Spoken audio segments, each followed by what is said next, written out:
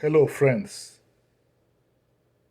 Here has been quiet a bit for almost a week. Well, as you know, life happens. I had to attend to some other things. But what we are doing is so important that we can't keep away for so long. We have to create time to keep at it. Ladies and gentlemen, the rapprochement of the Igbos who didn't leave Nigeria 300, 400, 500 years ago, and the Igbos who were taken out of Igbo land 500, 400, 300 years ago and brought to the New World. The group, I just referred to the group called African Americans. The Igbo elements in this group, the rapprochement between them and the Igbos who were not taken away when the group called African Americans were taken away. The ongoing rapprochement gives me sleepless nights and raises my hopes. I see all sorts of great possibilities, all kinds of great potentials. If the ongoing rapprochement intensifies, is accelerated, and we sit down and plan for our future, which can be shared. Both sides would come to the table with a lot. The Igbos, who could be called Nigerians today because Igbo land was carved into Nigeria, and on their passports you would find Nigerian,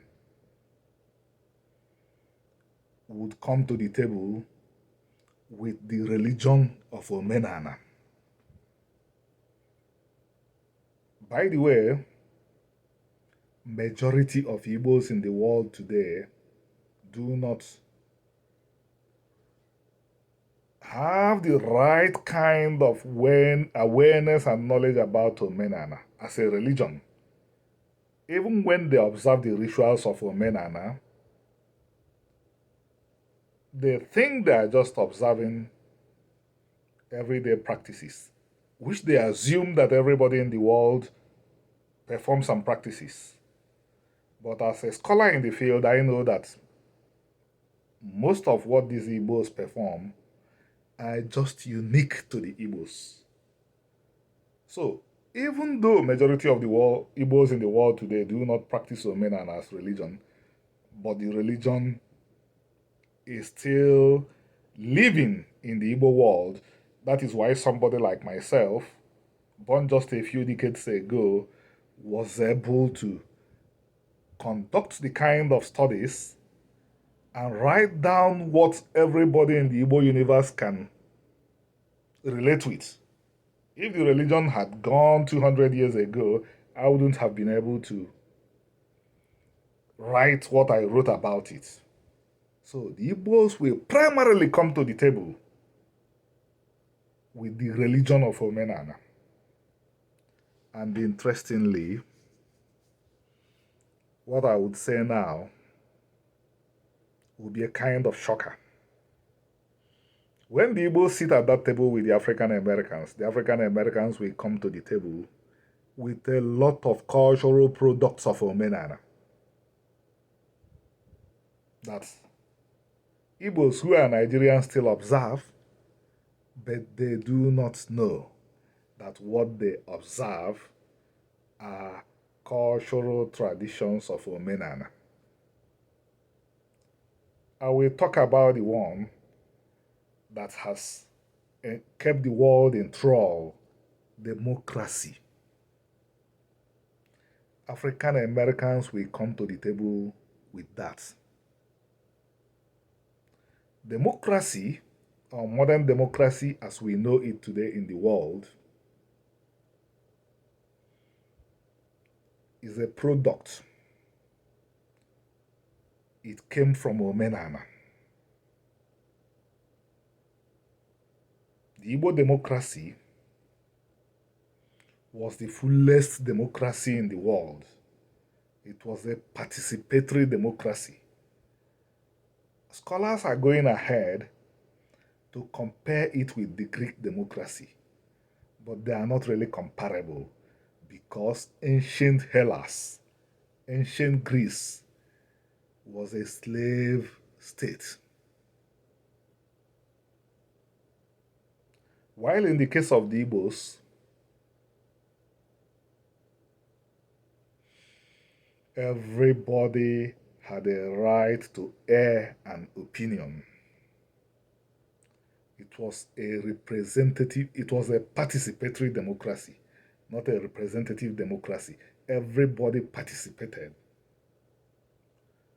But life happens. The British Empire bettered in the territory that became Nigeria and truncated that Igbo democracy, planted traditions that began to confuse Igbos. And fellow colleagues who work on this channel with me,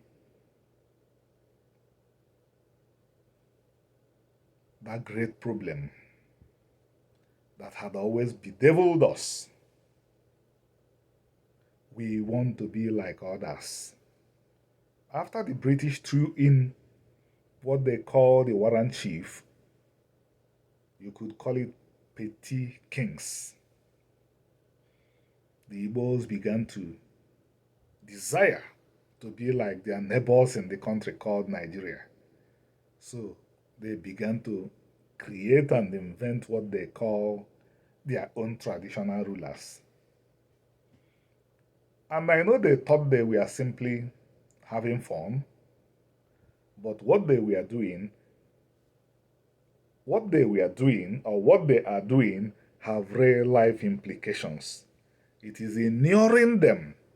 It is making authoritarian leadership something they can be comfortable with. But their brothers and sisters who became members of the African American community were spared this problem. They are one of the foundational members of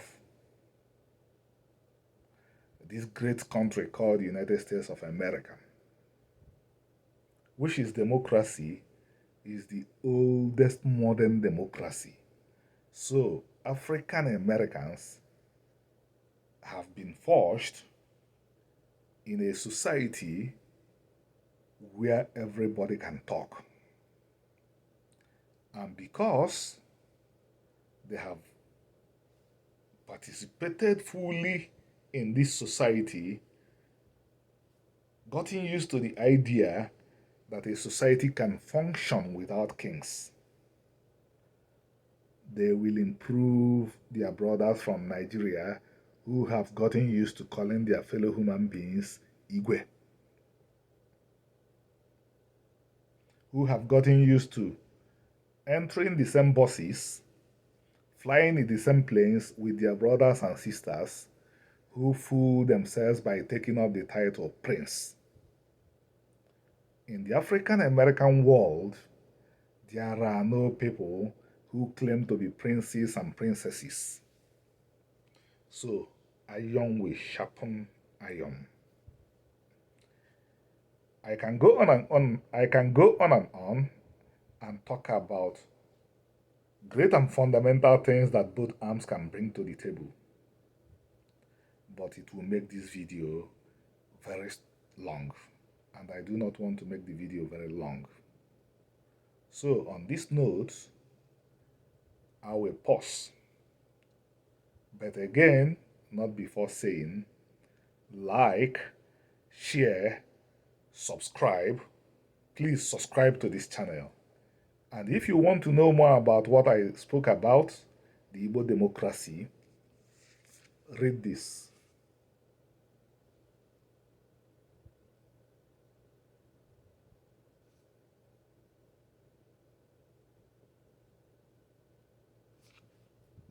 In this, I compared not just the Igbo democracy with the other democracies, and the facts were laid bare.